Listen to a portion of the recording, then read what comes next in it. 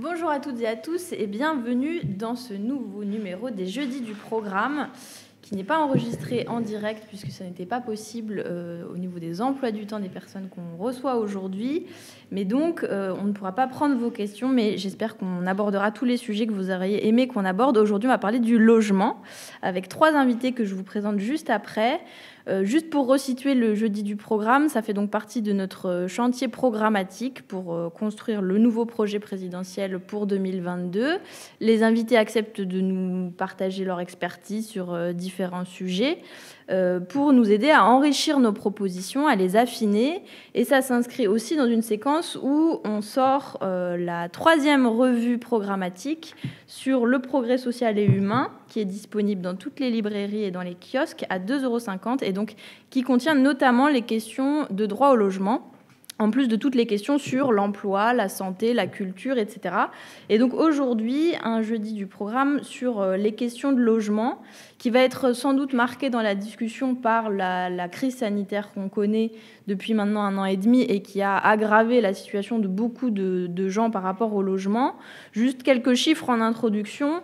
Aujourd'hui, c'est 4 millions de personnes qui sont mal logées en France, c'est environ 6% de la population. 300 000 personnes sans domicile, un chiffre qui a doublé depuis 2012 et qui continue malheureusement d'augmenter très très fortement. Et puis 12% des ménages, et on peut le mettre dans la catégorie du mal logement, mais qui sont dans une situation de précarité énergétique. Et peut-être qu'on pourra y revenir parce que c'est une question importante pour nous sur ce qu'on ambitionne de faire sur la question du logement en cohérence avec notre ambition écologique. Et puis pour terminer, juste un chiffre sur les jeunes. Là aussi, peut-être qu'on pourra en reparler dans la discussion. C'est 74% des jeunes qui ont eu des difficultés financières pendant la crise sanitaire et un tiers qui, chaque année, a des difficultés de logement, que ce soit pour en trouver un, pour le garder ou pour le payer chaque mois. Donc on a plusieurs problématiques intriquées les unes dans les autres qu'on va pouvoir développer dans la discussion. Et donc sans tarder, je vous présente les invités du jour. Kevin Vacher, pour commencer. Kevin, tu es donc sociologue et tu es militant pour le logement à Marseille, dans le quartier de Noailles. Tu as fait partie du collectif du 5 novembre, qui a donc été créé à la suite de la catastrophe de l'effondrement des immeubles de la rue d'Aubagne à Marseille. Peut-être qu'on pourra en discuter. C'est, j'imagine, aussi un point d'appui fort pour ta militance sur le droit au logement à Marseille, cette question de la catastrophe qui s'est passée. Ensuite, nous avons à distance, mais qui est bien présent avec nous, Eddy Jacquemart, qui est donc le président de la Confédération nationale du logement, la CNL, qui est une association de défense des habitants. Et vous défendez très largement le droit au logement, un peu plus précisément peut-être la sécurité sociale du logement. Et je pense que ce serait intéressant qu'on y revienne dans la discussion. Ce n'est pas exactement la façon dont nous, on l'appelle, mais c'est assez proche de ce qu'on peut porter. Et puis, vous agissez beaucoup, notamment dans les élections des représentants des locataires vis-à-vis des bailleurs. Et puis enfin, Leïla Chaibi, que tout le monde connaît, mais que je présente quand même, qui est donc députée européenne insoumise depuis 2019, depuis 2 ans maintenant, membre du groupe La Gauche au Parlement européen. Tu es membre de la Commission de l'Emploi et des Affaires sociales, mais tu es depuis très très longtemps engagée contre le mal logement et la spéculation immobilière. Et tu as fait aussi un rapport au Parlement européen sur la question du logement. Donc ça aussi, on pourra y revenir.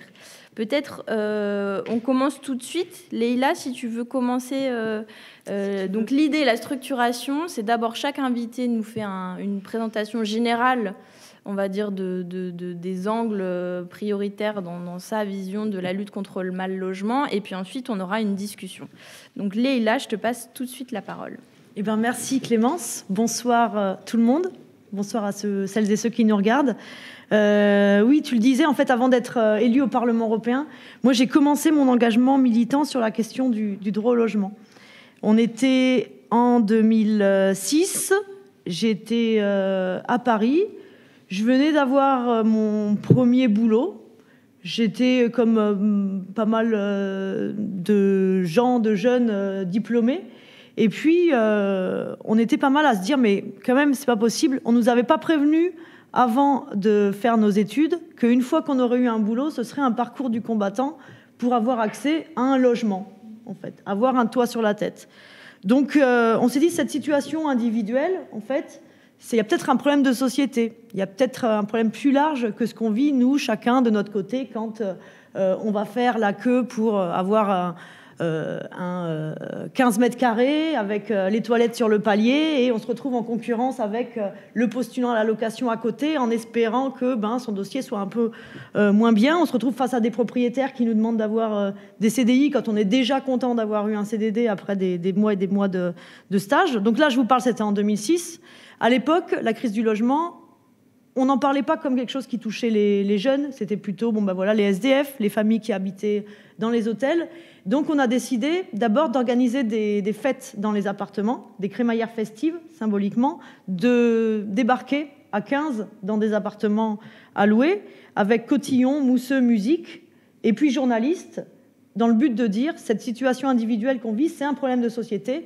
Le but était, par ces actions qui étaient médiatiques, d'alerter les pouvoirs politiques et de faire prendre conscience que la crise du logement s'étendait justement à une part de plus en plus importante de la population. Quelques semaines plus tard, on a décidé de passer la vitesse supérieure en réquisitionnant nous-mêmes des immeubles à Paris et puis dans les centres des grandes villes, des immeubles qui étaient laissés vides, qui souvent appartenaient à des spéculateurs immobiliers, et qui, du fait qui diminuait l'offre de logements présente sur le marché, en retirant des logements du marché, en faisant que ces immeubles étaient vides, contribuait à l'augmentation des prix en contribuant à creuser l'écart entre l'offre et la demande de logements. Alors, c'est vrai que ça, c'était il y a 15 ans. La situation, elle n'a pas changé. Et comme tu le disais, Clémence, en introduction, la crise du logement, on s'en rend compte particulièrement depuis le Covid, encore plus qu'avant. C'est les jeunes qui sont les premières victimes. Quand on est jeune, on habite généralement des petites surfaces, donc le prix au mètre carré des petites surfaces est plus important. Quand on est jeune, on est plus sujet à avoir des contrats, ce qu'on appelle atypiques en fait, mais qui sont devenus typiques, c'est-à-dire tout ce qui n'est pas CDI. 80%, plus de 80% des embauches aujourd'hui se font dans ce qu'on appelle donc des emplois atypiques, c'est-à-dire des CDD qui deviennent de plus en plus courts. Donc ça, c'est quand on a la chance d'avoir déjà un emploi. Mais tout ça fait que les difficultés d'accès au logement sont encore plus importantes quand on est jeune. Le logement, c'est théoriquement un droit fondamental. C'est inscrit dans la Déclaration universelle des droits de l'homme, dans le préambule de la Constitution de 1946. Et puis, il n'y a pas besoin d'aller relire le préambule de la Constitution pour s'apercevoir que c'est la base des autres droits. C'est ce qui permet d'avoir accès à un emploi, parce que vous avez une adresse, donc vous avez accès à un emploi. C'est ce qui vous donne le droit à l'éducation, parce que vous avez un toit qui vous permet d'amener vos enfants tous les matins à l'école. Avoir un logement digne, c'est aussi ce qui vous permet d'être en bonne santé, de ne pas mourir de froid. Et puis, ça permet plus largement de se projeter dans sa vie. Le problème, c'est que, alors même que c'est censé être un droit fondamental, ça fait depuis des décennies que les pouvoirs politiques considèrent le logement comme l'objet d'un marché, en fait, qui est une source de profit sur lequel on peut spéculer. Et cette financiarisation du logement fait que, depuis des décennies, et puis particulièrement comme on a des crises, quand on subit les conséquences économiques et sociales d'une crise comme celle de la pandémie de Covid-19, on a de plus en plus de gens dont le taux d'effort augmente, c'est-à-dire la part des revenus qui est mise dans le loyer augmente. On a de plus en plus de gens qui font l'objet d'expulsions parce qu'ils se retrouvent en situation d'impayé de logement. On a des centres-villes qui sont de plus en plus sujets à ce qu'on appelle la gentrification, donc c'est-à-dire qu'on les vide de catégories moyennes ou populaires pour les remplacer en fait par des riches, enfin des catégories uniquement de riches, ou alors mais là j'aimerais bien, qu'on y revienne un peu plus tard, mais parce que c'est un phénomène qu'on a particulièrement vu apparaître ces dernières années, mais ou par des logements du type Airbnb, donc on a des villes musées, et donc tout ça fait que augmentation des loyers, augmentation de la pénurie de logements. Et ça, moi, c'est un phénomène que je constate depuis que je suis au Parlement européen, que c'est un phénomène européen, en fait. Je vous regarde un petit peu le temps parce que on est large. Donc, Tout ça, donc, c'est la conséquence de la financiarisation du logement, du fait que le logement est considéré non pas comme un bien fondamental, comme quelque chose qui est la base pour après accéder à une vie digne, mais un objet de spéculation. Alors, nous, à la France Insoumise, on a des propositions. Il se trouve qu'en 2017, moi, en plus, j'étais chargée avec d'autres, mais du programme logement de Jean-Luc Mélenchon. Alors, même si depuis 2 ans, je m'occupe plus du volet européen, du coup, en préparant cette formation, je me suis replongée dans nos propositions qui sont plus que jamais, en fait, d'actualité et qui ont fait l'objet d'une proposition de loi portée par Jean-Luc Mélenchon l'année dernière à l'Assemblée nationale, une proposition de loi qui est très complète. Je me suis replongée dedans et qui en fait balaye l'ensemble de nos propositions pour lutter contre la crise du logement. Grosso modo, donc, la France Insoumise, sa proposition, c'est de faire l'inverse de ce qui a été fait par les pouvoirs publics, c'est-à-dire que de non pas prendre le logement sous l'angle d'un objet de spéculation sur lequel on peut faire de l'argent, on peut faire du profit, mais se dire que le premier objectif, c'est de permettre à toutes et tous d'avoir un logement digne, sans mettre plus de 25% de ses revenus, sans avoir une passoire énergétique, mais bien donc un toit digne sur la tête de chacune et chacun. Les différentes propositions, alors je vais pas pouvoir vraiment aller dans le détail de chacune, mais je voudrais revenir donc évidemment sur une première proposition qui est pas d'expulsion sans relogement.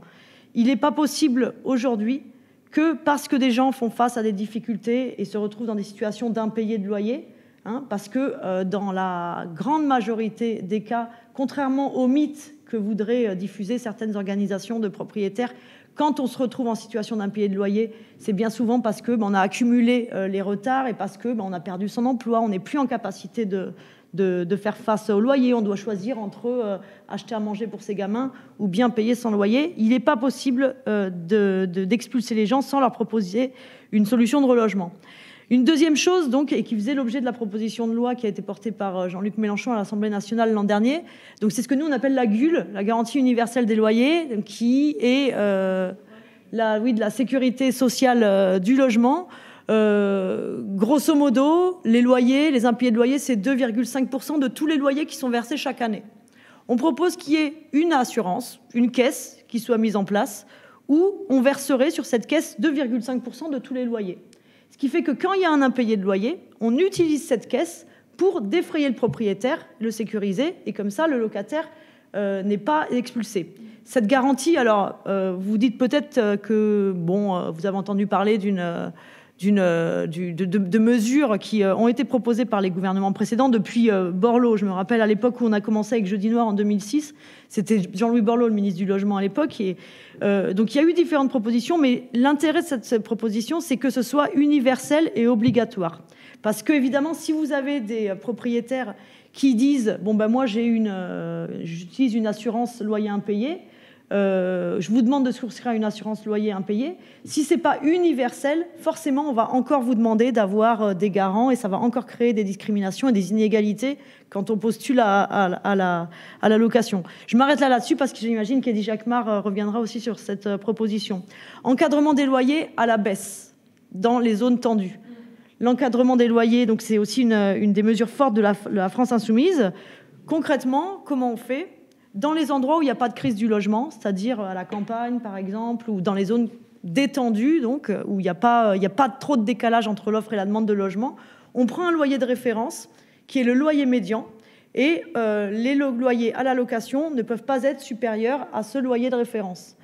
Dans les zones tendues, en revanche, comme par exemple Paris, les grandes agglomérations, Lille, Bordeaux, Toulouse, on prend le loyer médian, on lui enlève 20% et toute personne qui va louer un logement le loyer ne doit pas être supérieur à loyer médian moins 20%. Nous, à l'époque encore, donc pour revenir à quand j'ai commencé à militer sur le logement en 2006, on nous disait, quand on proposait l'encadrement des loyers, non mais ça va pas, on n'est pas en URSS. Et en fait, c'est une idée qui a fait son chemin. Et une ville comme la ville de Berlin met en place cet encadrement des loyers. Ça avait été une proposition qui, à l'époque où Cécile Duflot était ministre du Logement, avait validé, mais qui a ensuite été finalement détricotée par les gouvernements successifs. Mais c'est une proposition en fait du coup qui a du sens et qui permettrait de limiter et d'agir sur le parc privé de location de logement. Je pourrais parler aussi, mais on en reviendra peut-être dans la discussion, de la taxe sur les transactions immobilières. À partir du moment où une transaction immobilière fait plus de 1 million d'euros, on taxe de façon progressive. Ça permet de limiter la spéculation. La mise en place d'un permis de louer. Là aussi, je pense que la CNL a pas mal de choses à dire là-dessus. Et puis ensuite, un mot sur le niveau européen. Parce que moi, quand je suis arrivée au Parlement européen, on m'avait dit... Le logement, ce n'est pas de la compétence de l'Union européenne, donc je ne m'attendais pas à trop travailler sur la question du logement. J'étais en commission emploi affaires sociales, et il se trouve en fait que je me suis aperçue que si, c'était un enjeu vraiment européen. Pourquoi ? Avant tout parce que l'Union européenne met des barrières aux États membres, met des barrières à la lutte contre la crise du logement. Et s'il y a une crise du logement, c'est aussi parce que les politiques de l'Union européenne y ont participé, ont encouragé une financiarisation de la crise du logement. Je vais vous donner un exemple. Vous savez qu'il y a des traités européens donc, qui sont un peu la Bible qui régente la façon dont est organisée l'Union européenne. Et dans ces traités européens, il y a un des dogmes, c'est la concurrence. En fait, l'Union européenne est un marché.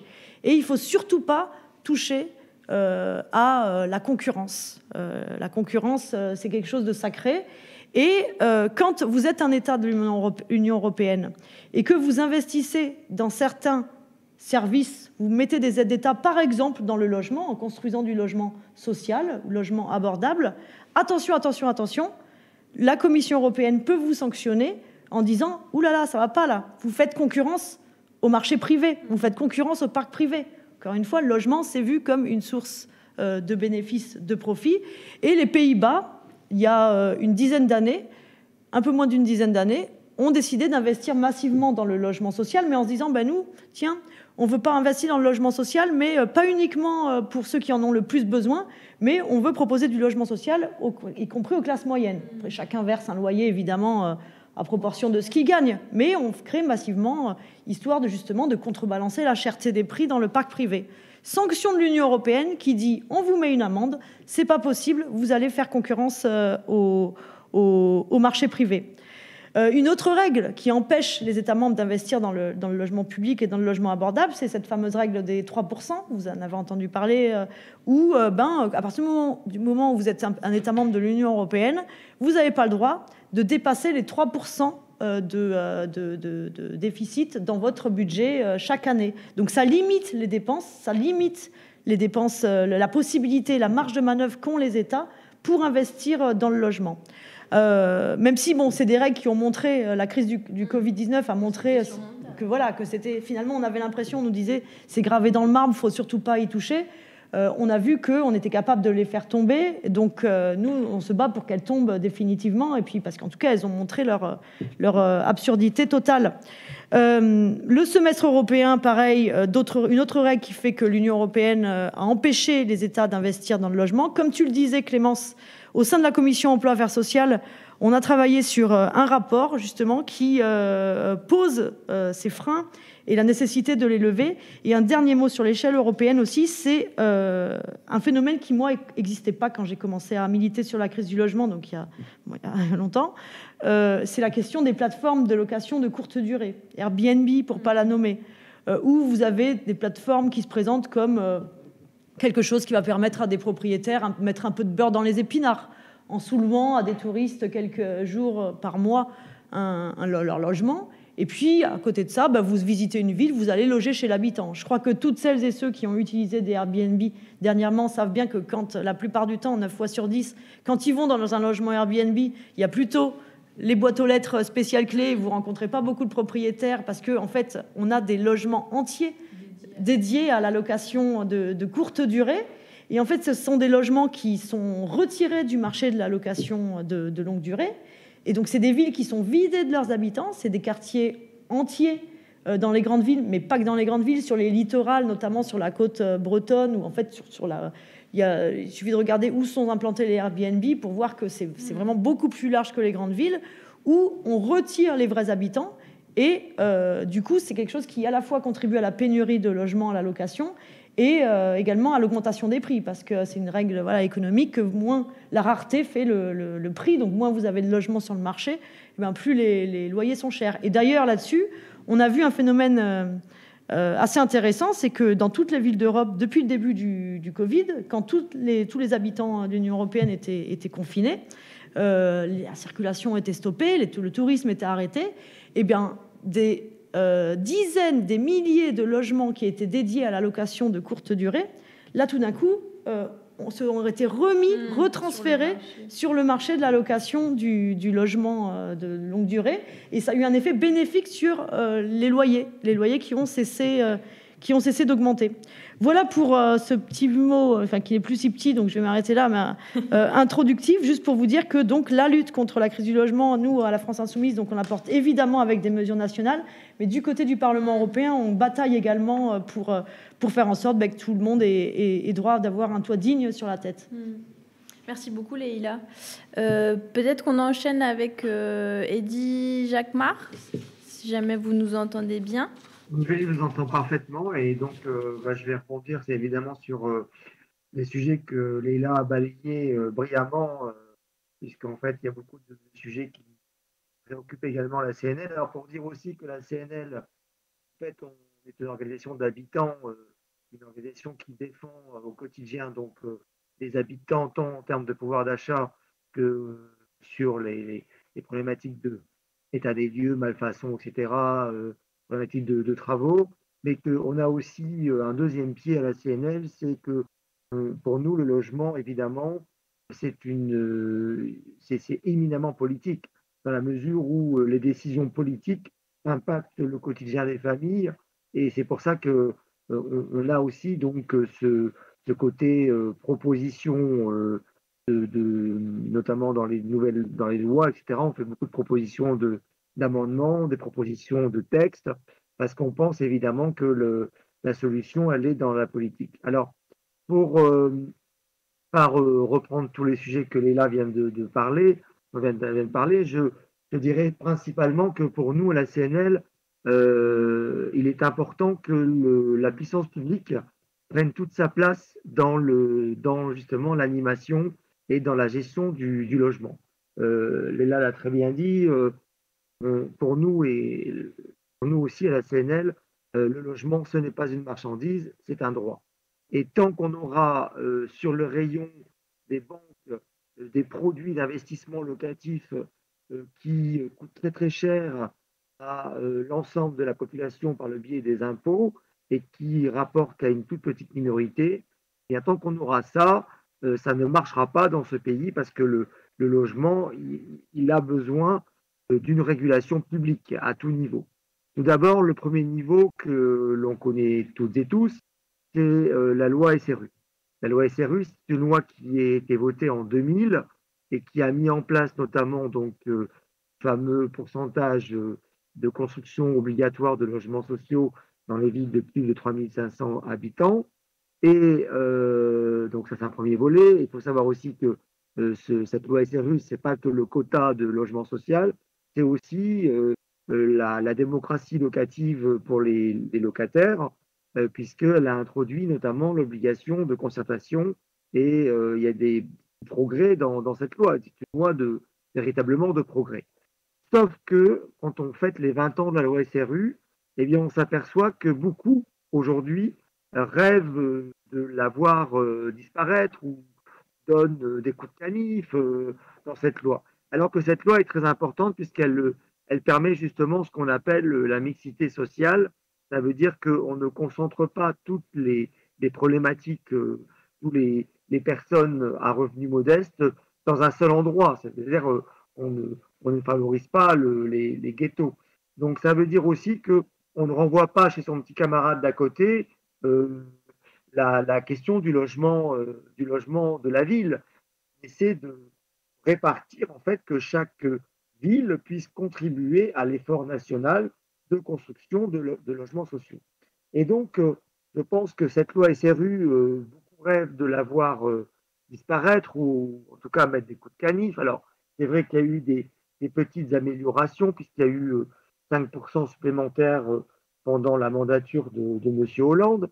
Mais pour nous, la CNL, ce n'est pas suffisant. Et d'ailleurs, j'attire l'attention des téléspectateurs de ceux qui nous regarderont, parce que il y a des élections bientôt au niveau du département et des régionales.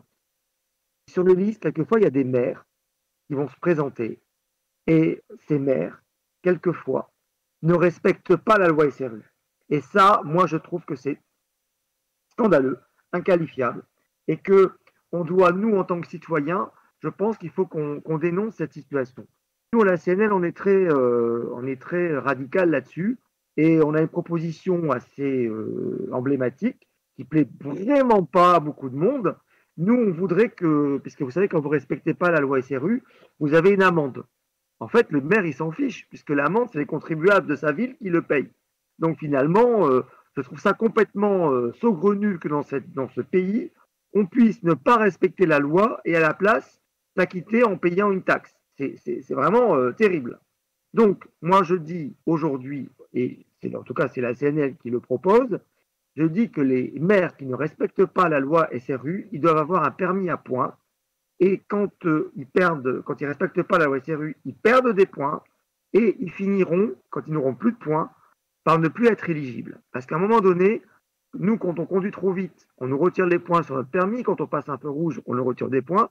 Et bien moi, je pense que pour un maire, c'est la même chose. Et je le dis parce qu'il y a beaucoup de maires, il y a eu des mouvements là, de maires dans des départements comme le 95, comme le 94, il y a des tribunes qui sont inadmissibles sur lesquelles la CNL est intervenue parce que les maires s'autoriseraient à ne pas respecter la loi. Alors, il y a toujours des cas qu'on peut comprendre, hein, s'il n'y a pas de terrain, bon, il y a toujours quelques cas à la marge, on peut évidemment comprendre. Mais dans la majorité des cas, les maires qui ne veulent pas construire, c'est une volonté politique. Et ça, c'est pas normal parce qu'ils doivent respecter la loi de la République. Donc ça, c'est un premier point. Et cette loi SRU, moi, je pense que c'est quand même un socle très important. Autre socle important, c'est le financement de la construction du logement social. Et je sais que la fameuse aide à la pierre, alors pour expliquer rapidement, en fait, pour construire des logements qui sortent abordables, eh bien, il faut qu'il y ait un apport on va dire, de subventions importantes de l'État à la construction pour baisser le prix du loyer à la sortie, de façon à avoir des loyers pas chers, par opposition aussi à l'aide à la personne, qui, elle, dit, l'aide à la personne, elle compense le montant du loyer en donnant une allocation directement à la personne. Alors là-dessus, les sujets sont très politiques. Moi, je dis que l'aide à la pierre aujourd'hui dans notre pays, elle est aujourd'hui quasiment nulle puisque l'État s'est complètement désengagé. Alors, un petit peu d'histoire.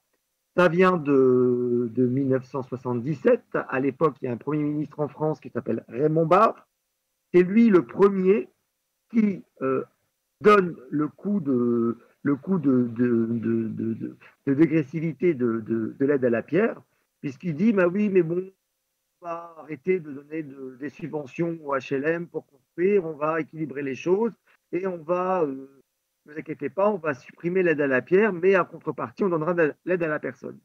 Sauf que ce Premier ministre, qui était notamment, soi-disant, un très bon économiste, il n'avait pas vu arriver les chocs pétroliers et il n'a pas vu arriver qu'il y a beaucoup de gens, finalement, qui allaient devoir utiliser l'aide à la personne parce qu'ils sont tombés au chômage, ils ont des problèmes économiques.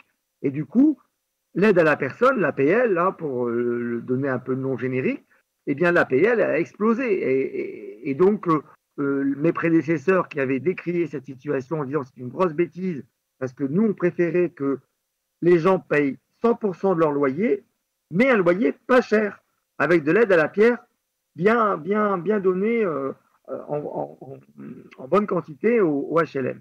Du coup, on a sorti des HLM plus chers.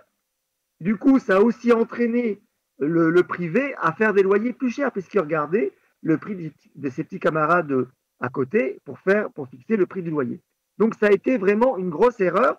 Et on parle bien de 77. Et aujourd'hui, fort est de constater que ce qui a été commencé en 77 par Raymond Barre, eh bien, le président Macron a fini le travail, puisque aujourd'hui, l'aide à la pierre, elle est quasiment inexistante. Et c'est un véritable danger pour le modèle du logement social en France, qui est un modèle, pour nous, on milite à la CNL pour un service public du logement. On pense que si on veut davantage réguler le loyer, il faut qu'il ait à côté, davantage réguler le privé, il faut que à côté du privé, il y ait un service public du logement fort qui va réguler automatiquement aussi quelque part le prix du loyer. Nous, on dit à la CNL, la meilleure façon de réguler le loyer, même si on est pour l'encadrement des loyers, on dit à la CNL, il faut un service public fort, il faut des loyers publics pas trop élevés, ça va permettre justement et puis beaucoup de loyers, beaucoup d'appartements, beaucoup de maisons en HLM, de façon à ce que finalement le meilleur régulateur du loyer, c'est le système capitaliste de l'offre et de la demande. S'il y a beaucoup d'offres, eh bien le prix sera moins élevé. Donc ça, c'est important donc, au niveau du financement. Au niveau du financement, moi je le dis tranquillement, et d'ailleurs je l'assume vraiment, depuis l'arrivée de M. Macron en 2017, c'est une véritable catastrophe, puisque depuis des années, on attaque le modèle du logement social. Il y a eu Mme Boutin, sous le président Sarkozy, qui a abaissé les plafonds d'accès au logement social, donc très très mauvais pour la mixité sociale. Elle rêvait de mutualiser, de ponctionner l'argent des HLM pour faire une espèce de grosse cagnotte commune, soi-disant parce qu'il y avait des HLM qui étaient riches, d'autres moins riches, donc elle voulait mutualiser. Eh bien, tout ce que la droite libérale a rêvé, eh bien Macron l'a fait, tout simplement, en 4 ans.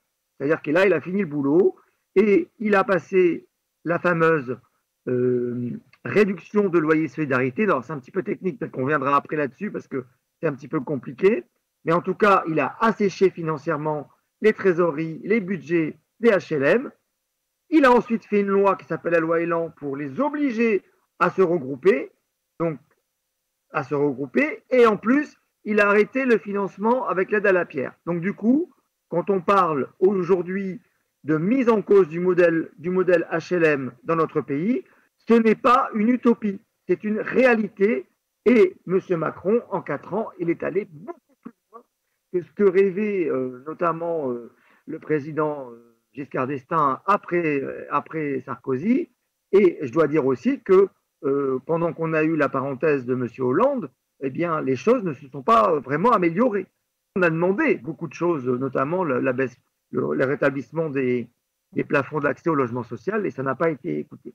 Donc, nous, les solutions pour le logement dans notre pays, c'est un service public fort, un État qui finance la construction, c'est aussi arrêter de ponctionner le fameux Action Logement. Vous savez, Action Logement, c'est le 1%, ce qu'on appelle le 1% patronal, qui est en fait du salaire différé des travailleurs, des salariés, et que l'État, il se sert du 1% logement comme de sa propre banque. Donc finalement, le 1% logement qui devrait contribuer au financement du logement social, il sert à plein d'autres choses, et notamment des dispositifs qui n'ont rien à voir avec le logement social. Donc on est en pleine financiarisation du logement social dans notre pays, et c'est très dangereux. Sur le reste des sujets, nous, on est évidemment pour le permis de louer. Et si on parle de l'indécence, d'ailleurs, on a sorti en même temps qu'il y a eu la catastrophe à Marseille, et on a participé notamment à Balance ton taudis, parce que là aussi, on a des marchands de sommeil, hein, nous on appelle ça des marchands de cauchemar, parce qu'en fait, c'est des gens qui profitent de la misère humaine, qui louent à la petite semaine, quelquefois même, je vous le dis parce que c'est des choses qui existent, ils se font payer en nature pour le loyer. Et oui, on est encore à ce stade-là, on est encore dans la féodalité au niveau du logement. Et donc, c'est des choses qui sont inadmissibles. dans notre pays, aujourd'hui le 6e pays le plus riche du monde, on est encore dans des situations comme ça. Donc il faut absolument... Alors il y a des choses qui ont été mises en place, il y a des expérimentations, il y a des possibilités, mais ça ne va pas assez loin parce que l'État, il n'y a pas moyen de contrôle, ce n'est pas suffisant. Donc il faut un véritable permis de louer.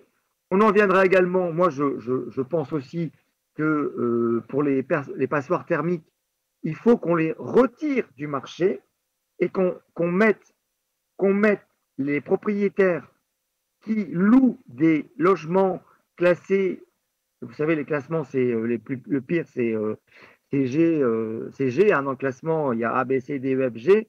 Quand on est classé en G, c'est ce qu'on appelle des passoires thermiques. Eh bien, qu'on les mette sous tutelle et qu'on leur confisque. Oui, c'est un gros mot, mais c'est pas grave.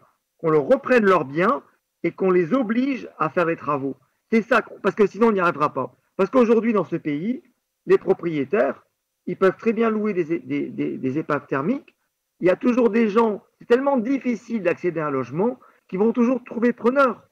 Et ils s'en fichent que ce soit une passoire thermique parce que ce n'est pas eux qui payent les factures d'électricité. Donc on arrive à des situations où s'il n'y a pas la puissance publique, parce que moi je vous parlais aussi, quand je parle d'un service public du logement, ce n'est pas que du HLM, c'est aussi toutes les dispositions que l'État doit garantir aussi sur le parc privé pour que véritablement on puisse avoir des logements dignes de ce nom et que les locataires, les habitants soient en sécurité à tout niveau, hein, sécurité au niveau de la santé, au niveau financier, mais aussi au niveau d'habiter en sécurité. Et j'avais dit à l'époque, quand il y a eu la catastrophe de Marseille, aujourd'hui on ne devrait plus mourir d'habiter. Voilà. Donc j'ai encore plein de choses à dire, mais je vais pas monopoliser la parole. Et en tout cas, je pense qu'on a dans ce pays beaucoup de choses à bâtir pour le logement. Je ne fais pas de jeu de mots, mais on doit vraiment, et c'est une vraie question politique, c'est un vrai enjeu. Et je pense qu'au niveau de l'élection présidentielle, c'est un vrai enjeu dans la mesure où c'est aussi important que le travail, parce que si on n'a pas de travail, on n'a pas de logement, et si on n'a pas de logement, on n'a pas de travail. C'est le cercle vicieux. C'est aussi important que le travail, et je dois dire que c'est un vrai enjeu de société, et on l'a vu aussi dans la crise pandémique, que bien on n'était pas logé à la même enseigne quand on était en fait confiné dans un appartement, un HLM de banlieue à 5 dans un 60 mètres carrés, que quand on était confiné dans un banlieue, dans un pavillon en résidence secondaire dans la côte normande. Voilà. Merci beaucoup, Eddy Jacquemart. Et donc, pour terminer le premier tour de table, Kevin Vacher, si tu veux nous dire un mot, peut-être la situation à Marseille notamment. Carrément. Merci beaucoup déjà pour l'invitation. Je vais rebondir sur ce qu'a dit Eddy à la fin, sur le fait que le logement doit être un enjeu aussi fort au moins que la question du travail dans la séquence politique actuelle, et notamment en vue des élections de 2022. Je rebondis là-dessus ça m'interpelle toujours quand on est invités les uns les autres pour discuter de cette question-là, sur le fait que c'est finalement l'attention des mondes militants sur cette question est relativement rare. Et donc je remercie d'autant plus le fait qu'on ait des espaces de discussion comme celui-là parce qu'ils sont relativement rares. La question du logement est à la fois une question qui est une question anthropologique, qui est une question vitale, sur laquelle on ne peut pas faire l'impasse, mais qui à la fois est pris dans des considérations souvent pour le monde politique ou médiatique, pris par des images d'Épinal extrêmement pathos et comme un truc extrêmement éloigné dont on se débarrasse finalement assez rapidement. Il y a des moments, la catastrophe de Marseille, le 5 novembre 2018 en est un, mais ce que vous aviez fait à l'époque avec Jeudi Noir ou les enfants de Don Quichotte après la même époque en sont aussi. Il y a des moments où on a parlé de logement à l'échelle nationale, mais on n'a jamais eu, par exemple, de grande mobilisation nationale sur les questions de logement. Vu l'importance que ça prend dans nos vies, c'est quand même un paradoxe qui est assez important. Et même s'il y a des confédérations aujourd'hui comme la CNL qui continuent, ou l'ODAL qui continuent à travailler au niveau national sur cette question-là, la capacité d'écoute qu'on a sur ces causes-là est, je trouve, réduite par rapport à l'importance que ça a. Et pourtant, et c'est le truc que je voulais dire en propos introductif, Alors, moi, je parle d'une expérience qui est à la fois personnelle. J'ai grandi dans des quartiers populaires à Nice, d'habitats anciens extrêmement indécents, exigus, etc. Donc la question du logement est quelque chose qui m'a préoccupé, on va dire, pour des raisons personnelles. Et depuis une dizaine d'années à Marseille, je me suis impliqué à divers moments dans divers quartiers sur des questions de logement. Et du coup, ce que je voudrais, c'est restituer un petit peu cette expérience, et particulièrement la crise du mal-logement et la forte mobilisation populaire qui a eu lieu à Marseille depuis 2 ans et demi. Ce que j'en apprends, premièrement, c'est que le logement, je parlais des images d'Épinal du logement tout à l'heure, et cette façon pathos que les médias ou les pouvoirs politiques ont de voir la question du logement. Il me semble que, évidemment, les ultra-précaires et les précaires sont les premiers touchés, et toutes les mesures d'encadrement du loyer, d'arrêt des expulsions, sont des urgences vitales sur lesquelles on doit solidariser. Mais ce qui doit être compris, je pense, massivement, c'est qu'à travers la question du logement, on voit comment une société se protège elle-même. Protège ses plus précaires, mais protège l'ensemble de sa population. Et ce qui s'est dévoilé à Marseille, dans la crise du logement indigne marseillaise, c'est qu'un ensemble de couches sociales très larges pouvaient être touchées par ça.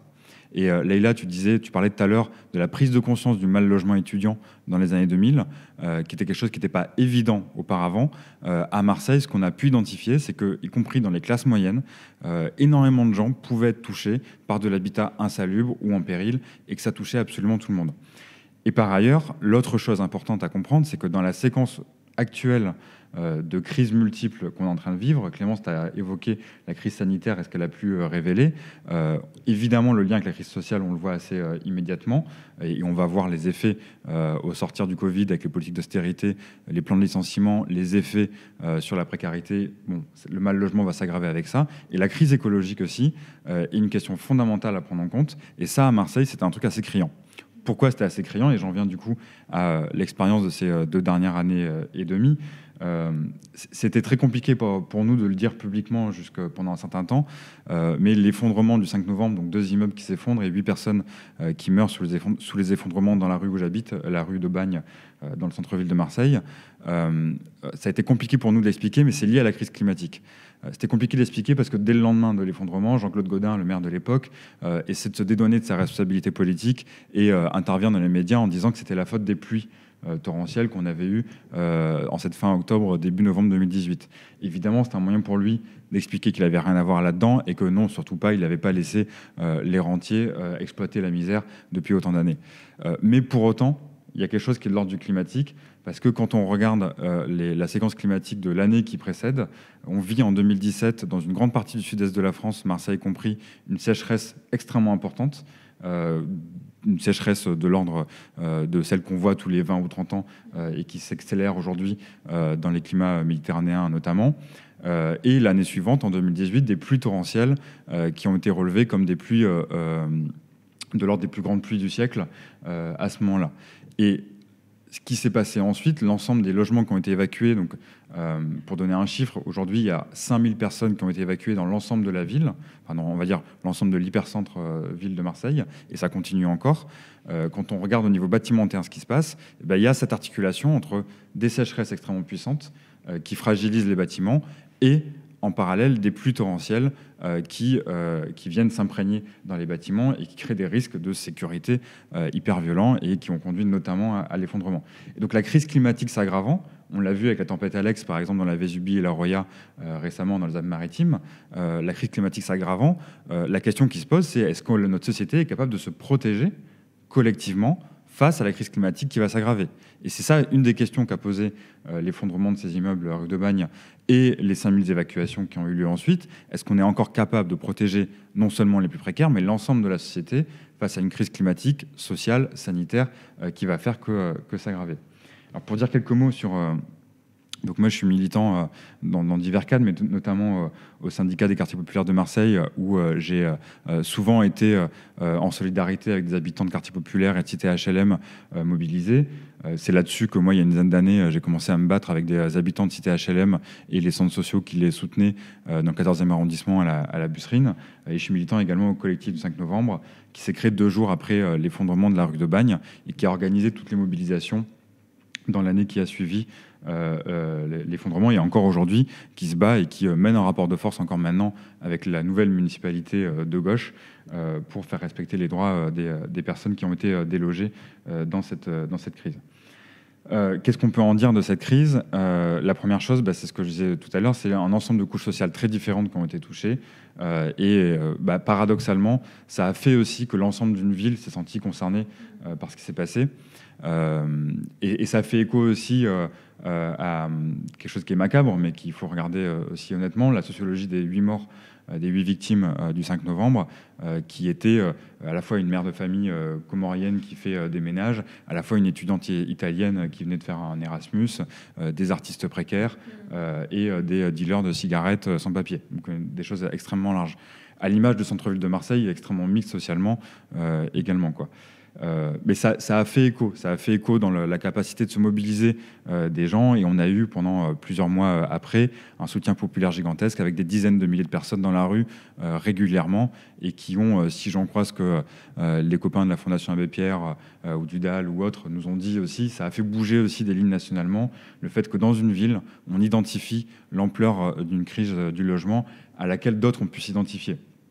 Et j'insiste là-dessus parce qu'on a eu tendance dans les médias à présenter le fait que Marseille serait une exception. Alors Marseille est souvent, sur plein de sujets d'ailleurs, un miroir grossissant de la société française, mais n'est jamais, ou à peu près jamais, une exception. Les chiffres à Marseille du mal logement sont extrêmement importants. On parle de 100 000 personnes qui vivent dans des logements indécents.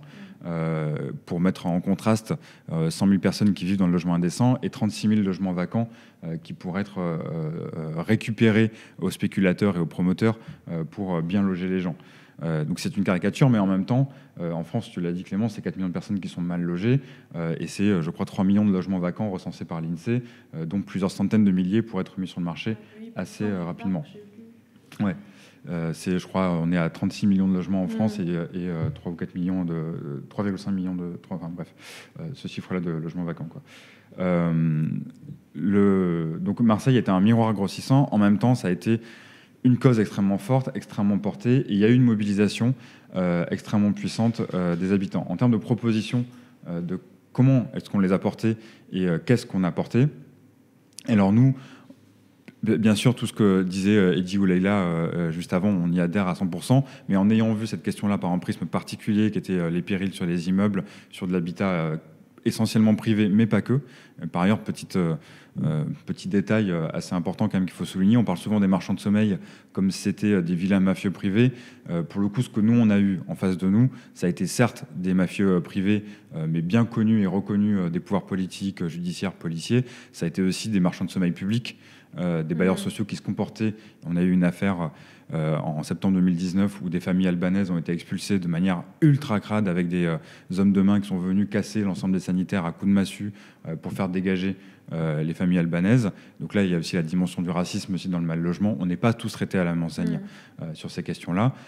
Et ça, c'était un bailleur public, le bailleur public de la ville de Marseille, qui était aux manettes à ce moment-là et qui voulait se débarrasser des occupants. Et puis, on voit aussi des propriétaires, pas forcément des marchands de sommeil, mais des propriétaires des gros propriétaires qui ne respectent pas le droit des locataires de manière assez banale, et aussi pas mal de petits propriétaires qui, eux, ne sont pas soutenus pour pouvoir faire respecter les droits des locataires, et qui, je distingue bien ces deux types de propriétaires, et j'y tiens parce qu'on a accompagné aussi beaucoup de propriétaires dans leur démarche face aux difficultés administratives qu'ils avaient. Donc, qu'est-ce qui s'est passé dans cette vague d'évacuation? Eh bien, le collectif du 5 novembre, avec d'autres associations, y compris certaines historiques du droit à la ville et du mal logement à Marseille, ont accompagné les personnes concernées elles-mêmes, les personnes délogées, à faire respecter leurs droits. Et ce qu'on a fait, c'est qu'on a écrit de la politique publique nous-mêmes, et on a décortiqué à partir de notre propre expérience de voisins du drame, de mal logés ou de personnes délogées, on a décortiqué ce qui n'allait pas dans le droit. Et essentiellement, et si je peux en dire 3 choses essentielles, ce qu'on a pu observer, c'est la première chose, c'est que toute une série de couches sociales n'étaient pas touchées, n'étaient pas protégées par la législation en vigueur, et notamment 2 qui se situent un peu aux 2 extrémités. C'était une masse de propriétaires occupants, de petits propriétaires occupants, donc qui occupent leur logement et qui essayent d'en prendre soin, qui se retrouvaient totalement démunis face à des syndics qui sont des entreprises capitalistes en fait, qui exploitent les situations de mal-logement, ou de logement tout court, en fait, qui étaient totalement démunis et qui n'avaient pas accès, parce que les méandres de l'administration publique n'avaient pas accès aux aides financières pour maintenir leur logement en état. Et des gens qui n'étaient pas protégés au moment où ils étaient évacués de leur logement, qui n'avaient aucune protection. Donc on s'est battu pour obtenir leur protection, et c'était une des grandes victoires. On parle de milliers de personnes qui ont pu avoir une protection de la puissance publique et être hébergées en hôtel et être accompagnées vers du relogement pour ne pas se retrouver à la rue, quoi. Et puis de l'autre côté totalement, les personnes sans papier. Et là, c'est pas tant que le droit est défaillant, c'est que le droit n'est pas respecté. C'est-à-dire que le droit au logement ne regarde pas à la nationalité ou à la situation administrative théoriquement. En pratique, d'une part par manque de formation, c'est des questions qui ont été rendues extrêmement techniques, l'habitat privé, alors qu'elles sont profondément humaines et anthropologiques, ce que je disais tout à l'heure, mais pour des raisons de mauvaise formation du côté institutionnel ou évidemment de mauvaise foi raciste, eh bien les personnes sans papier étaient les premières touchées par le non-accès aux droits, avec aussi toute la peur de demander ces droits lorsqu'on doit aller demander à une institution, en l'occurrence la mairie, de faire respecter ses droits, mais qu'on a peur qu'on se fasse identifier aussi comme sans-papier et que la police arrive, quoi. Donc on s'est battu là aussi sur ce front-là. C'est encore un sujet entre guillemets d'affrontement avec la mairie de Marseille actuelle pour faire en sorte que les droits qu'on a obtenus par le rapport de force sous la droite à l'époque soient respectés à ce niveau-là. L'affaire sur les familles albanaises, par exemple, dont je parlais tout à l'heure, on est en train actuellement là maintenant de faire plier le bailleur social, donc qui a changé de présidence évidemment, et de faire respecter le droit de ces familles-là. On n'en est que là maintenant, un an presque après les élections municipales. Et puis l'autre chose qu'on a appris, c'est en positif par contre, donc je vous disais, on a écrit de la politique publique à partir de l'expérience des gens, c'est que l'un des mécanismes importants dont on pense sur lequel il faudrait qu'on avance pour ce qui concerne l'habitat privé, c'est l'initiative citoyenne et l'expertise populaire et sa capacité à dénouer les problèmes.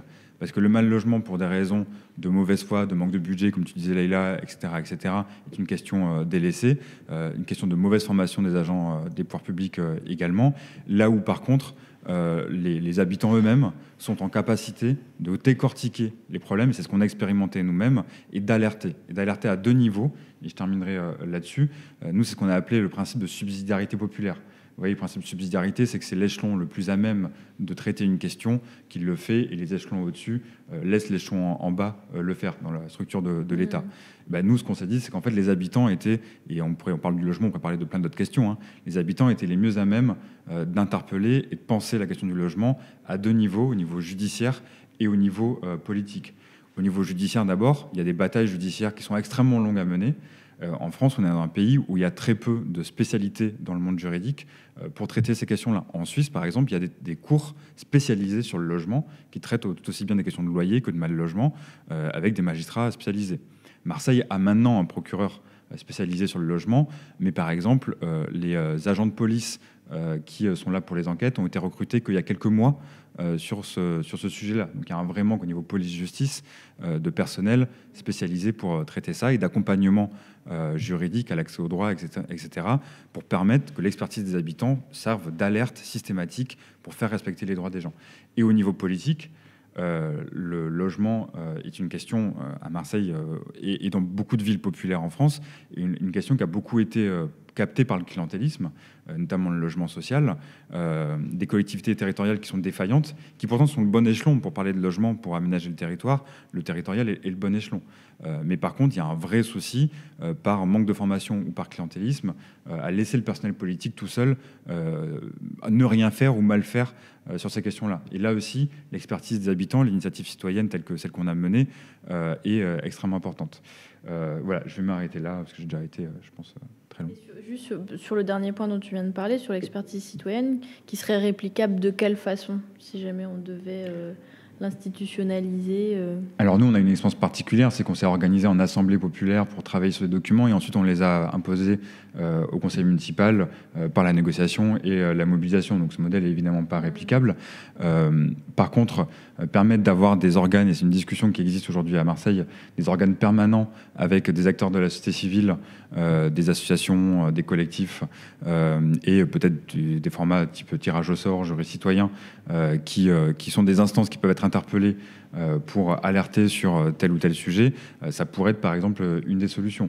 Co-construire ces questions-là, par exemple sur la question de la vacance du logement. Aujourd'hui, c'est un thème qui depuis les années 2000 est discuté et rediscuté à Marseille.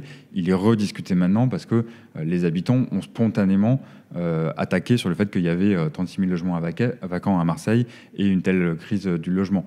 S'il y avait des espaces de discussion en permanence où on pouvait mettre à l'agenda en tant que comité d'habitants, associations, etc., des questions et obliger les pouvoirs publics à y répondre et à les traiter, ça serait une façon, par exemple, de modifier un agenda qui souvent est morne ou quasiment absent de celui des conseils municipaux ou métropolitains aujourd'hui, quoi. Merci beaucoup, Kevin. Du coup, on a abordé déjà beaucoup de questions dans les propos introductifs. Je ne sais pas si, avant toute chose, vous avez envie de rebondir sur des choses qui ont été dites ou pas spécialement. Juste sur les solutions, Leïla, pour revenir à ce que tu disais sur ton travail au Parlement européen, là, on a abordé beaucoup de solutions qui sont du niveau national, qui doivent d'ailleurs se combiner les unes aux autres. Est-ce que dans ce rapport, il y avait des préconisations différentes, particulières et intéressantes et est-ce que, aussi parce que moi je ne le sais pas, donc j'imagine que je ne suis pas la seule, est-ce que ce type de rapport est contraignant ou pas du tout, et c'est parfois à l'Assemblée nationale on fait des rapports et c'est pareil, ça n'a aucun impact sur le réel, mais donc est-ce que ce travail-là va continuer au niveau européen? Oui. Alors oui, d'abord ce rapport, donc c'est un rapport d'initiative du Parlement européen. Ce qu'il faut savoir, c'est que le Parlement européen, contrairement à l'Assemblée nationale, on n'a pas ce qu'on appelle le droit d'initiative législative. En fait, on doit attendre que la Commission européenne, donc où il y a des commissaires européens nommés par les gouvernements de membres de l'Union européenne, voilà, disent, bah tiens, on met ça à l'ordre du jour, ils proposent leur premier jet et nous ensuite on amende, en fait, quoi. Alors donc ça, là, on était dans le cadre d'un rapport d'initiative et pas d'un rapport législatif. Le rapport législatif, c'est quand sur différents sujets, on va amender. Donc non, ce que propose ce rapport-là n'est pas contraignant. Ça faisait plusieurs années après qu'il n'y avait pas eu un rapport sur le logement, donc il était très très attendu. On a rencontré l'ensemble des acteurs européens, mais pas que, hein, d'ailleurs. On a beaucoup travaillé avec la CNL sur ce rapport, hein, notamment avec Eddy. Et donc c'est quand même quelque chose qui était attendu au niveau de son contenu. Qu'est-ce que peut dire ce rapport-là? Alors comme je disais, le logement, c'est pas une compétence stricte de l'Union européenne. Mais l'Union européenne peut faire ce qu'on appelle des recommandations. Et ensuite, les recommandations doivent être suivies par les États membres. Ensuite, il y a d'autres choses qui relèvent des compétences de l'Union européenne. Donc concrètement, en quoi consistaient nos amendements, dont d'ailleurs, on fonctionne beaucoup par coalition au Parlement européen. Hein, c'est-à-dire que moi, je fais partie du plus petit groupe du Parlement, mais on essaye à chaque fois de mettre en place des rapports de force et de trouver des alliés. Là, j'ai beaucoup travaillé avec une eurodéputée qui est dans le groupe des Verts et qui vient des Pays-Bas. On essaie de trouver des alliés dans les différents groupes. J'ai même réussi à trouver sur d'autres sujets un gauchiste du PPE sur lequel je m'appuie pour d'autres sujets. Ça existe du PPE, donc c'est la droite. C'est le parti de droite. Et donc on fonctionne. Et des fois d'ailleurs, on a plus d'alliés auprès de députés d'autres pays, d'autres groupes, que quand on va chercher les Français qui sont dans les autres groupes. Mais donc en fait, dans les enjeux, pour parler d'abord de propositions très concrètes, c'était d'abord demander une trêve hivernale européenne. Ça, notamment, c'est quelque chose qu'on a porté avec la CNL. C'est la CNL qui nous l'a suggéré, d'ailleurs. Donc, vous savez, il y a une trêve des expulsions. Donc, c'est-à-dire que pendant l'hiver... C'est cette semaine, la fin de la trêve? C'est la fin de la trêve, c'est le 30 mars, d'habitude. Mais Eddy...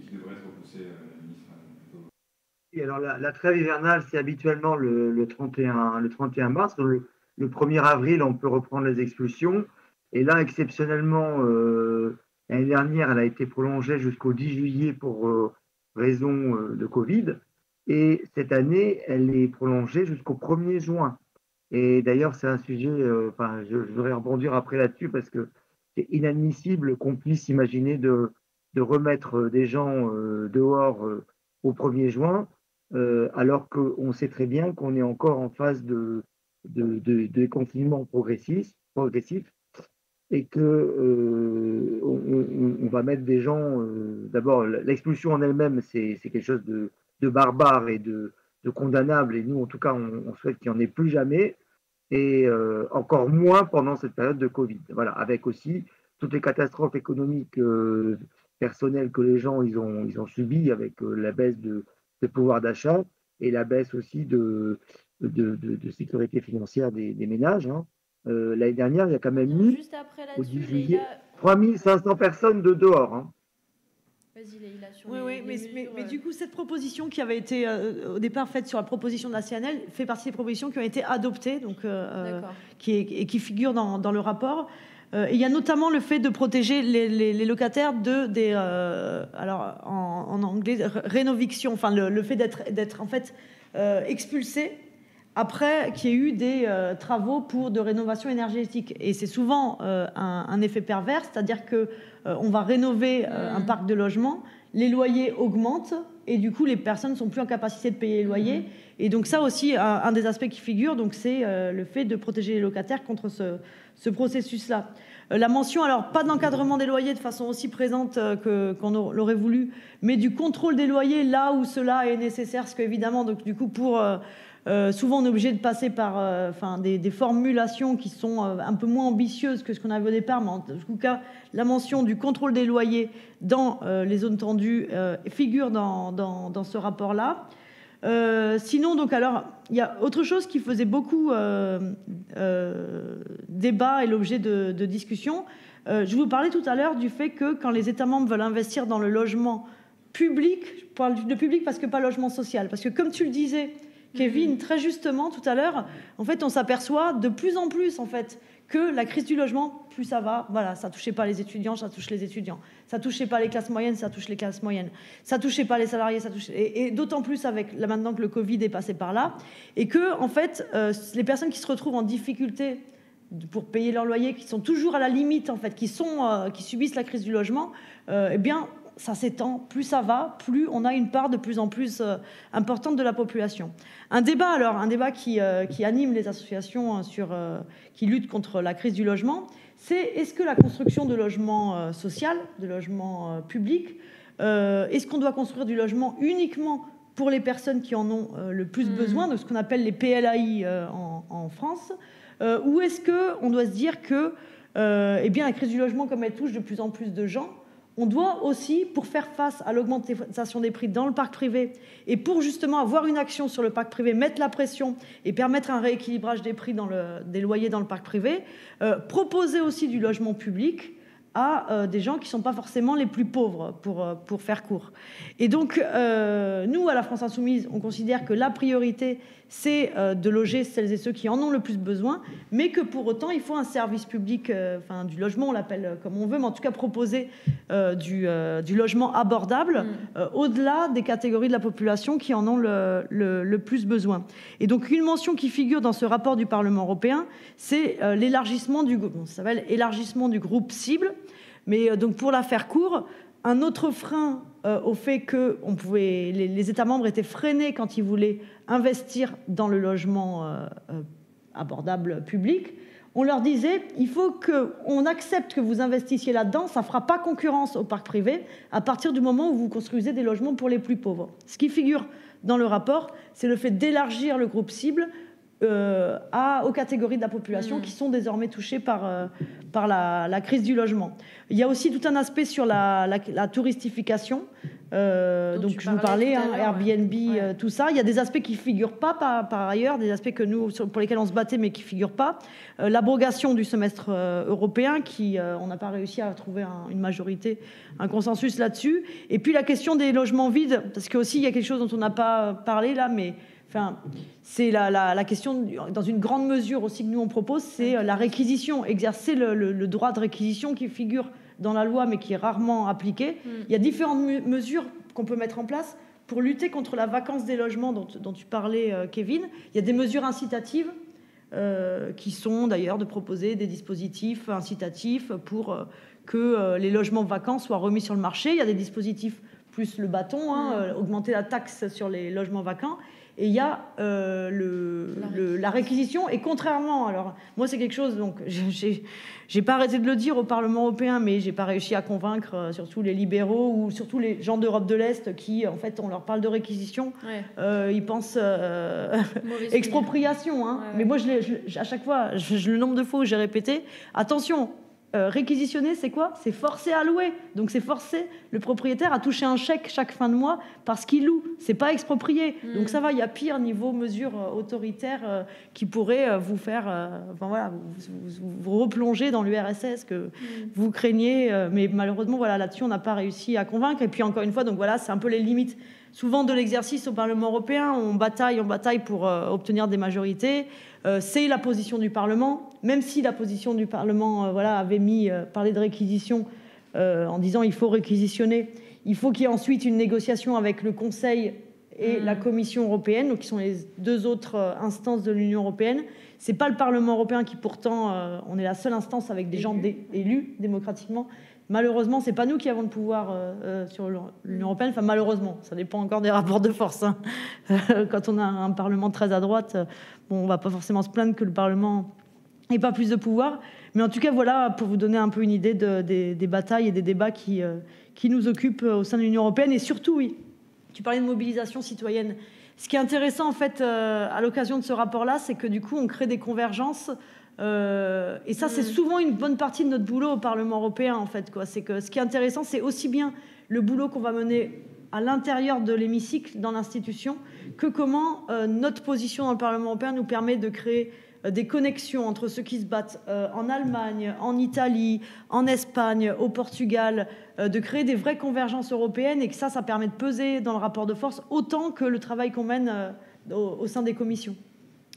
Peut-être, Eddy Jacquemart, vous vouliez réagir sur la question de la trêve hivernale et peut-être vous entendre aussi sur les droits des locataires aujourd'hui, plus largement. Quels sont les droits des locataires en cas de mal logement aujourd'hui en France? Quel recours ils ont? Quelle protection ils ont? Et si on entre un peu dans les préconisations, qu'est-ce qu'il faudrait ajouter comme mesure, selon vous? Oui, donc peut-être un petit mot sur la trêve hivernale et puis également sur le rapport européen, là, parce que je pense que c'est un rapport très important. Alors, sur la trêve hivernale, oui, la trêve hivernale, c'est une parenthèse, en fait, pour les locataires et pour les accédants à la propriété, parce qu'il y a aussi des accédants à la propriété qui sont expulsés, il ne faut pas l'oublier non plus. Et donc cette trêve hivernale, évidemment, nous on rêve qu'elle n'existe plus. Hein, on voudrait qu'il y ait, non pas qu'elle soit supprimée, mais qu'elle soit prolongée toute l'année. Et ça veut dire que ce soit plus une parenthèse, mais que ce soit quelque chose de inscrit dans le marbre. Et pour cela, en fait, évidemment, on a aussi notre proposition de sécurité sociale du logement qui est un peu proche de ce que Leïla tout à l'heure a décrit. Notamment, nous, c'est une caisse de solidarité nationale qui serait notamment alimentée par tous les acteurs du logement, y compris les locataires, les bailleurs, les collectivités, mais aussi les banques et les assurances. Donc, en fait, une collectivité, un ensemble d'acteurs qui contribueraient donc à cette caisse de solidarité. Et ça fonctionnerait un petit peu comme l'assurance chômage. En cas d'accident de la vie, on donnerait en fait une aide aux locataires pour l'accès dans la propriété pour qu'ils puissent rester dans son logement. Donc ça, c'est la solution, je dirais, qui permettrait de concilier en fait l'abandon de la trêve hivernale. Ça veut dire que tout le monde serait gagnant et donc ça serait intéressant pour à la fois les propriétaires et à la fois les locataires. Donc ça, c'est quelque chose d'intéressant. Sur les droits des locataires, pour l'instant, c'est vrai qu'il y a des droits qui sont sur le papier, qui sont dans les livres de droit, mais ces droits, en fait, je reviens à la mobilisation citoyenne, quelquefois, c'est très compliqué de les faire appliquer, et c'est la mobilisation Et c'est un peu le sens notamment de la CNL, c'est que on essaie de travailler non pas sur la revendication individuelle, mais sur le fait qu'on obtienne des choses, qu'on obtienne plus de choses quand on se mobilise collectivement. Je vais prendre un exemple tout bête sur les charges locatives. Les charges locatives, il y a un texte qui existe qui dit telle charge, elle est répercutable, imputable au locataire, telle autre charge, elle ne l'est pas. La CNL, on fait souvent des contrôles de charges. Les locataires vont contrôler les charges pour voir, comme un ticket de caisse à un supermarché, on regarde ce que le bailleur nous a facturé et on regarde surtout si c'est bien imputable au locataire ou pas. Et bien là, on découvre quelquefois des situations très en faveur du locataire, des millions, quelquefois qu'on arrive à se faire rembourser. Mais là aussi, une fois qu'on a gagné sur le papier, si on ne se mobilise pas, eh bien le bailleur, il ne s'exécute pas. Et il faut aller au tribunal et c'est compliqué, etc. Donc ça veut dire que le droit, c'est bien, mais c'est indissociable que les citoyens continuent de se mobiliser. Voilà. Nous, ça c'est important, en tout cas en termes de droit pour les locataires. Il y a des choses qui sont intéressantes. Je pense qu'on devrait avoir plus de droits, notamment de, de, de, notamment les locataires, les représentants dans les conseils d'administration, donc qui sont élus par le locataire dans le parc social. On devrait aussi avoir des élections dans le parc privé, représenter les locataires aussi dans les conseils d'administration des gros bailleurs privés. Ça, c'est un premier droit qu'on pourrait acquérir. Et il y a un droit très important que nous, on voudrait mettre en avant et en exergue dans les conseils d'administration pour nos représentants de locataires dans ces conseils d'administration, c'est le droit de veto. C'est-à-dire que à un moment donné, quand on prend des décisions importantes sur le patrimoine, sur des très grosses réhabilitations, sur des ventes de logements HLM, etc., eh bien, on dit, nous, à la CNL, que c'est quand même 99% des ressources de l'organisme HLM, c'est le loyer des locataires. Donc, c'est quand même normal que nous, on puisse décider quelque chose. Donc, nous, ça, c'est des droits importants qu'on voudrait mettre en avant, donc le droit de veto. Et si on veut aussi qu'on puisse avoir exercé donc un véritable travail en termes de démocratie locative dans les conseils d'administration, c'est aussi le statut d'élu social. Ça veut dire donner, comme pour les syndicalistes, en fait, du temps rémunéré, des droits d'absence, des autorisations d'absence, quand on est employé dans le privé, pour pouvoir exercer son mandat citoyen qui nous a été confié par notamment les élections des locataires. Alors je rappelle aussi que les élections des locataires, c'est une élection très importante dans le cadre de la démocratie. Il n'y a pas beaucoup, d'ailleurs, par les élections de parents d'élèves, c'est les seules élections, avec celles des parents d'élèves, où les personnes de nationalité étrangère peuvent voter. Donc c'est important. Et ça représente plus de 10 millions d'habitants.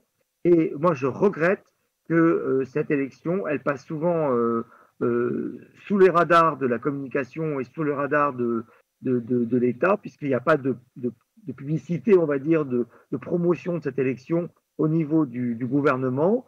Et c'est souvent donc les organisations qui font elles-mêmes leur campagne et leur propagande. Mais moi, je pense qu'il faudrait qu'on incite on parle de citoyenneté, et je pense qu'il faut déjà qu'on se serve de ce qui existe. Et là, il y a 10 millions de personnes qui peuvent voter, enfin 4 millions, puisque c'est 4 millions 4, c'est les nombres de logements, donc c'est par bail en fait qu'on peut voter.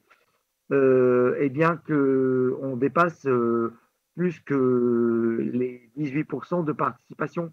Parce que du coup, les gens ne se sentent pas concernés et ils ne vont pas voter. Et c'est bien dommage. Parce que nous, on pense aussi à la CNL que revoter pour des élections de proximité comme celle des locataires, ça redonne le goût de voter tout court. Parce qu'il faut, je pense, en tout cas, nous, on a aussi d'éducation populaire à la CNL, je ne l'ai pas dit tout à l'heure, mais on a aussi cet agrément d'éducation populaire. Nous, on voudrait justement que les gens réapprennent à voter et ils se rendent compte que voter, c'est voter aussi pour son quotidien. Voilà. Juste un tout petit mot et je termine. Sur le rapport européen sur lequel Léla a beaucoup travaillé et a réussi à faire passer des choses qui n'étaient jamais passées auparavant au niveau de l'Europe. Pour moi, c'est une vraie avancée. Je rappelle que la CNL est adhérente également à l'Union internationale des locataires, l'IUT, International Union of Tenants. On travaille beaucoup avec les Allemands, les Suédois, enfin c'est plutôt les pays nordiques, les pays anglo-saxons, on est les plus latins de la bande. Et c'est pas toujours facile parce que quelquefois ils ont des visions un peu quand même très conciliantes avec les bailleurs. En tout cas, moi je dois dire que ce rapport, il nous aide beaucoup. C'est fondamental d'avoir réussi à inscrire le droit d'une trêve hivernale en Europe. C'est super pour l'ensemble des pays européens. Et moi j'aimerais bien qu'on aille encore plus loin, quoi, parce qu'on doit servir aussi d'exemple aux autres pays qui ne sont pas aussi organisés que nous et qui n'ont pas autant de droits que nous. Et donc, on est un modèle justement pour tous les locataires de la Terre qui se battent et qui obtiennent des choses. Voilà. Donc, je dois dire, et je remercie encore Leïla pour le travail qu'elle a fait qu'on a fait avec elle sur ce sujet, parce que vraiment, ce rapport, il est très important. Rebondir sur des choses qui ont été dites, peut-être parce que là c'était dense et assez riche. Et juste après, on s'achemine déjà vers la fin de l'émission. Et donc, si vous voulez dire après un mot final, chacune, ce sera possible. Il y a deux choses sur lesquelles qui m'ont fait cogiter en vous écoutant tous les deux. Sur ce que disait Eddy sur l'ouverture de droits pour les locataires de l'habitat privé, c'est pas forcément évident de l'organiser parce qu'on n'est pas sur des bailleurs publics, des monobailleurs par quartier avec des droits inscrits dans le système de cogestion du logement public. Néanmoins, il y a des choses qui peuvent être faites dès maintenant. Je parlais tout à l'heure de travailler à l'échelle de la ville avec déjà la société civile organisée à minima, voire des systèmes. Après, ça nous invite à repenser l'ensemble du système démocratique et de l'inclusion de l'initiative citoyenne dans le système actuel. C'est une question qui est bien plus large que celle du logement. Il y a celui-là. Et puis, il y a directement sur la gestion des copropriétés, dont clairement, n'importe quel locataire est totalement exclu des décisions, j'ai envie de dire entre guillemets, évidemment, ça on voit bien pourquoi, mais ne serait-ce que du niveau d'information. Et pourtant, le droit d'accès aux documents administratifs, et la CADA régulièrement le rappelle sans que ça serve à grand-chose, et c'est un peu des coups d'épée dans l'eau, mais le droit d'accès aux documents administratifs pour des locataires, toute personne directement concernée, existe. Et en fait, ça peut paraître très con. Et sûrement, moi, avant, il y a 2-3 ans, très concrètement, je ne savais pas lire ces documents-là. Donc, c'est pas que d'un coup, chacun peut s'improviser à lire ces documents-là. Par contre, y avoir accès et comprendre l'évolution de son bâtiment, la sécurisation de son bâtiment, comprendre ce qui s'est passé dans les AG de copropriété auparavant pour comprendre où est-ce qu'on en est, pourquoi est-ce qu'on paye autant de charges, pourquoi est-ce qu'il y a tel risque, etc., etc. C'est quelque chose d'important. Alors, ça doit être évidemment accompagné par des structures spécialisées, des associations des permanences juridiques, mais avoir ce droit de regard est déjà un premier truc à rendre réel. Et le droit existe, c'est juste qu'il n'est pas mis en place. Donc il y a besoin de systématiser en termes de politique publique le fait que les gens puissent réclamer et de clarifier aussi le fait que ce droit-là existe, quoi. Et puis pour aller plus loin, nous, dans les mobilisations à Marseille, une des questions qui a souvent été évoquée, c'est sur ce que j'en parlais rapidement tout à l'heure, les syndics de copropriété, qui sont des grosses boîtes alors, par exemple, dans l'effondrement du 63-65 rue de Bagne, il y a un syndic de copropriété qui est mis en accusation. Donc souvent, c'est des grosses boîtes qui réagissent par logique de profit, quoi.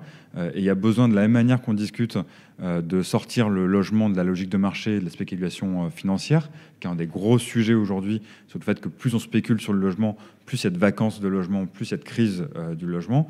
Et de la même manière, en fait, on a aussi des entreprises de plus petite taille, que sont ces syndics de copropriété, dont certains ne sont clairement pas de confiance. Donc il y a une discussion à avoir là-dessus aussi, sur le modèle économique du logement qu'on pourrait avoir. Nous, une des idées qui nous est apparue la plus pertinente dans notre expérience, en observant que beaucoup de copropriétaires étaient démunis, toutes les au moins 3-4 semaines, on a au moins à minima tous les 3-4 semaines, un propriétaire qui nous contacte en nous disant « Est-ce que vous avez rencontré des bons syndics que vous pourriez me conseiller pour ma copro ?» Donc des gens de très bonne foi qui sont propriétaires occupants ou petits bailleurs qui aimeraient bien pouvoir bien gérer, mais qui n'ont pas les moyens. Et une des idées était de se dire pourquoi est-ce qu'un jour, on n'accompagnerait pas la création de syndics citoyens, de syndics qui ne seraient pas à but lucratif et qui seraient co-gérés par les locataires, pas seulement par les propriétaires, mais qui seraient aussi co-gérés par les locataires. Ça, c'est une des pistes, par exemple, qui serait un changement de modèle économique assez important. Et c'est des petites choses de points de bascule comme ça qui viennent compléter, je pense, toute une armada d'outils sur le mal logement et qui peuvent faire des grands changements, en fait, en changeant ces choses-là. Et l'autre chose qui m'a interpellé, c'est ce que tu disais, Leïla, sur la vacance du logement. J'en ai un peu parlé aussi, mais je pense que c'est vraiment un des fronts sur lequel il y a besoin de s'unir au maximum, que ce soit au niveau de vous, organisations politiques, ou de nous, société civile. La manifestation européenne pour le logement du 27 mars a beaucoup mis en lumière cette question-là. Il me semble que ça touche à énormément de choses. Évidemment, c'est réquisitionner, ou alors nous on dit plus souvent réoccuper les logements vacants en considérant qu'il y a plusieurs moyens. La réquisition est un outil dont les collectivités et les préfectures doivent être prêtes à l'utiliser, mais il y a plein d'autres moyens incitatifs, taxes vacances, tu les as évoqués, pour réoccuper ces logements. Et je pense qu'il faut remettre ça à la discussion sur le fait de loger les gens et les loger bien, et aussi parce qu'il y a deux autres dimensions qu'on oublie, c'est la dimension écologique et la dimension vie urbaine et sécurité, que je trouve très important pour l'argumenter. La dimension écologique, elle me semble très importante parce qu'en fait, aujourd'hui, lorsqu'on a une ville comme Marseille où il y a 36 000 logements vacants, eh bien, avant de discuter de construire et de bétoniser des zones agricoles, des zones de nature en périphérie de la ville, en fait, discutons d'abord de ce qu'on a déjà. Et c'est un des moyens de réguler les villes, c'est d'aller prendre en fait ces logements qui sont vacants. Et en le faisant, il y a une dimension de mixité sociale qui est très importante. Nous, on est évidemment des fervents défenseurs de la loi SRU, mais peut-être que des fois, il faudrait le prendre aussi à l'inverse. Parce que ces logements vacants, souvent, sont dans des zones dans lesquelles on a envie de spéculer, et des zones plutôt où il y a des populations assez aisées. Pas que, mais c'est souvent le cas. Et en fait, refaire venir des populations précaires ou de petites classes moyennes dans ces logements vacants, dans des quartiers bourgeois, c'est un moyen de créer de la mixité sociale, mais peut-être à l'inverse aussi. Et ça, c'est une façon de s'approprier les villes qui est extrêmement importante, selon moi, quoi. Et du coup, ça a une dimension de sécurisation de l'espace public qui est importante. Parce qu'en fait, plus on fait vivre les gens en communauté, qu'on fait vivre des groupes sociaux différents en communauté, moins on a de logements vacants aussi, et moins de vacances dans l'espace public. Je prends un exemple très concret, la rue de la République à Marseille, qui est une des grandes artères de Marseille, qui est une rue qui aujourd'hui a un tiers vide, parce que, je passe les détails, mais des opérations de spéculation et de rénovation pilotées par la ville qui ont été catastrophiques. C'est une rue qui est insécure, parce qu'en fait, la nuit, il n'y a personne qui y vit. Il n'y a pas de vie de quartier, de vie commerçante, et donc c'est des rues qui sont insécures. Donc, vu qu'il y a beaucoup de gens en ce moment qui ont envie de parler de sécurité absolument et d'en parler d'un point de vue de gauche, moi je leur donne cette option-là. Par exemple, discuter de l'aménagement des villes et de la façon dont on occupe les villes ensemble en communauté, c'est une question importante, par exemple, quoi. Merci beaucoup. Alors juste donc un mot de la fin, chacune, en 2 minutes. Top chrono. Je vais essayer de faire moins. Bon, mais si, tu veux rebondir sur ce finir sur une idée nouvelle. Je voulais te remercier peut-être pour cette émission. Je pense que ça montre l'importance de la méthode qui est celle de la France Insoumise, qui a été jusque-là, c'est-à-dire que là on parlait de logement, mais on pourrait parler des différents sujets, c'est-à-dire toujours faire avec l'expertise des principales concernés. Et là on vous a entendu tous les deux, et moi à chaque fois j'apprends des choses sur le logement, et je crois que c'est une méthode dans la construction du programme, donc qui va continuer de courir jusqu'aux élections, à l'élection présidentielle en 2022. Ça va être intéressant d'ailleurs de voir à la lumière des différentes évolutions qu'on a eues depuis 2017, notamment, on en parlait, la question de les plateformes de location, Airbnb, les enjeux liés au Covid, la précarité, la crise du logement qui s'étend, de voir comment on remet à plat, on enrichit le programme qui avait été construit jusque-là. Et je crois que c'est aussi la preuve, moi je le vois depuis que je suis au Parlement européen, mais de l'importance de cette méthode-là, mais aussi en méthode quand on est élu, en fait, quand on est, que ce soit à l'Assemblée nationale, au Parlement européen ou à la présidence de la République. mais de faire avec les principaux, les principales concernés. Ça a du sens parce qu'il y a des choses qu'on ne trouverait pas tout seul sur un coin de table.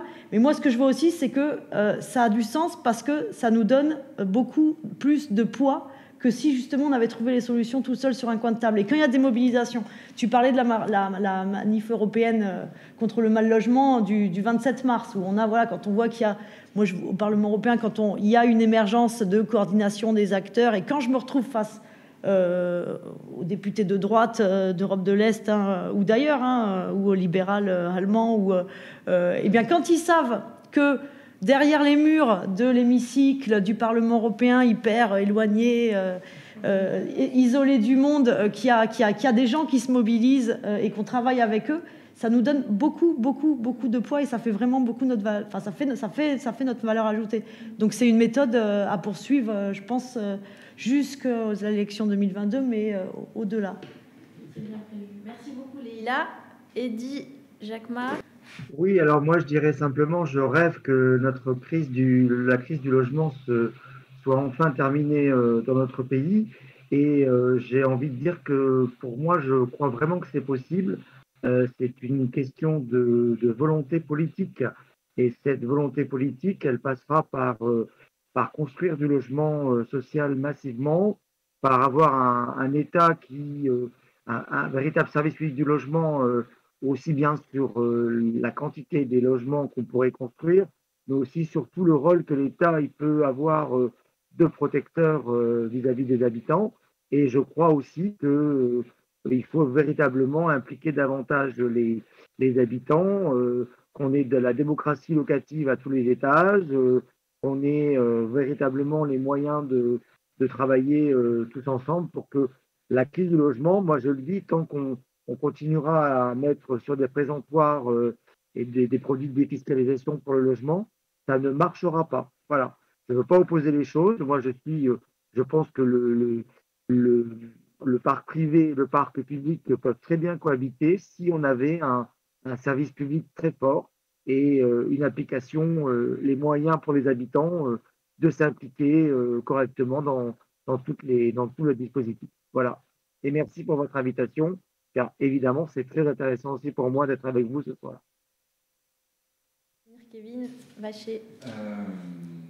Peut-être un mot pour rebondir sur ce que tu disais, Leïla, sur le fait que les mouvements puissent vous aider en tant qu'élu.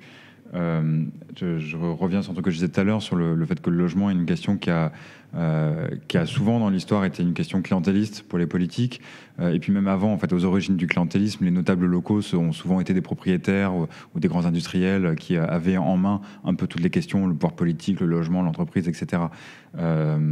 Moi, dans mon expérience, par exemple, aujourd'hui, je viens parler en mon propre nom parce que j'ai pas très peur des partis politiques et je pense qu'il faut qu'on échange société civile et organisations politiques, j'en suis très convaincu.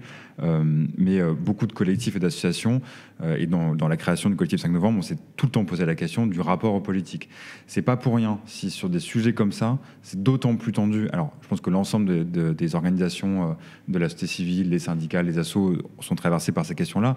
Mais sur la question du logement, c'est extrêmement tendu aussi parce qu'il y a des traumatismes antérieurs extrêmement violents. Moi, j'ai vu des candidats en campagne, je ne dirais pas qui, aux dernières élections municipales, qui venaient devant nous proposer à des personnes délogées, enfin, ou promettre à des personnes délogées un logement une fois qu'ils seraient élus, mais devant nous sans aucun problème.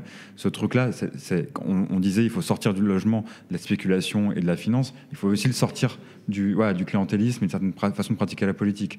Donc il y a une discussion à avoir et je pense qu'on l'a tous très bien eu, cette discussion. Demain, si un gouvernement d'une gauche et de l'écologie unie qui arrive à gagner le pouvoir, sur la place de ces collectifs citoyens, de ces associations-là, pour être en contre-pouvoir, rééquilibrer constamment ces questions-là et faire en sorte que ce soit un bien commun, pas qu'un bien public et d'État, mais un bien commun sur lequel tout le monde a un regard, quoi. Merci beaucoup. Du coup, merci à nos trois invités de ce soir. C'était une discussion vraiment très intéressante. Merci de nous avoir suivis à distance pour celles et ceux qui ont regardé. Le prochain jeudi du programme, donc la semaine prochaine, ça portera sur la question de la reconstruction de l'hôpital public. Donc une vaste question là aussi dans le contexte, avec notamment Caroline Fiat, qui est donc députée France Insoumise, et Christophe Prudhomme, qui est urgentiste. Donc voilà, merci beaucoup de nous avoir suivis et très bonne soirée à vous.